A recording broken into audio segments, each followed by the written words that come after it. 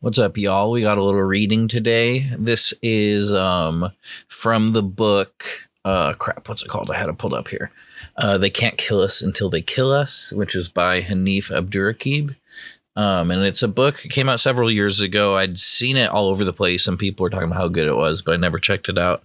But Nathan at Schizophrenic Reads on TikTok and Instagram, he's always talking about how good this book is, and I finally checked it out. And actually on Spotify Premium, it's available as an audiobook, and so I started listening to that, and I've just been blown away by it this whole night. And it's just such a beautiful set of essays, and so check it out. I don't got any besides that. I can talk more about it, but I'm going to get to reading. So right here, this is the essay that I wanted to share, and you'll see why. Brief notes on staying. No one is making their best work when they want to die. I don't mean sadness as much as I mean the obsession with it. Once, on the wrong edge of a bridge, a boy I knew who played songs let his feet slip off.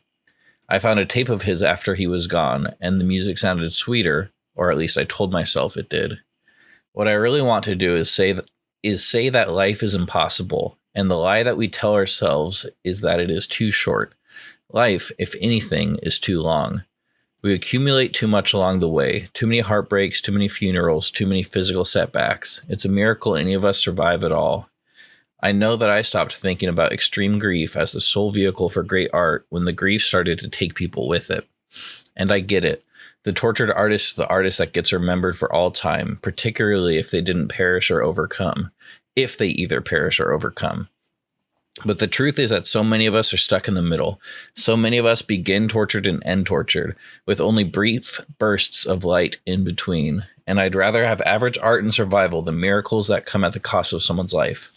There will always be something great and tragic to celebrate, and I am wondering now if I've had enough. I am, of course, in favor of letting all grief work through the body and manifest itself creatively.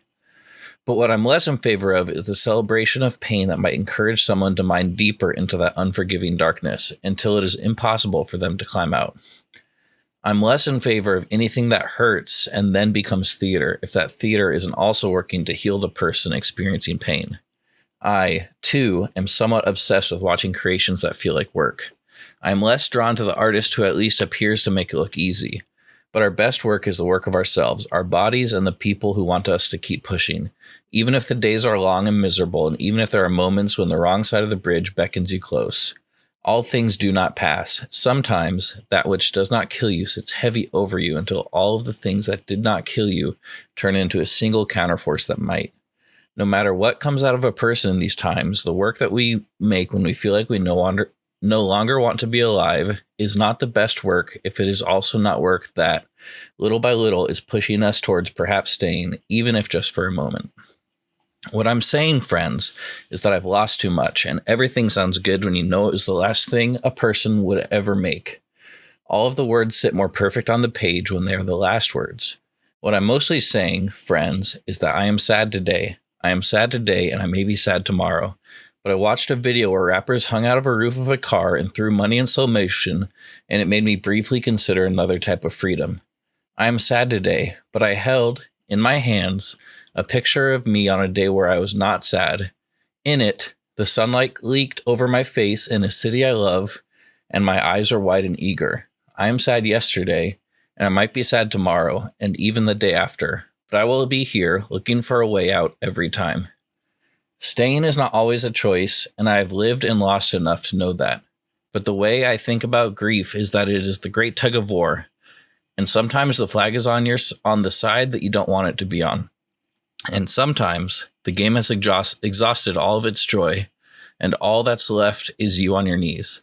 But today, even though I am sad, my hands are still on the rope. I'm making the best work when my hands are on the rope, even if I'm not pulling back. Life is too long, despite the cliche. Too long and sometimes too painful. But I imagine I have made it too far. I imagine, somewhere around the corner, the best part is still coming.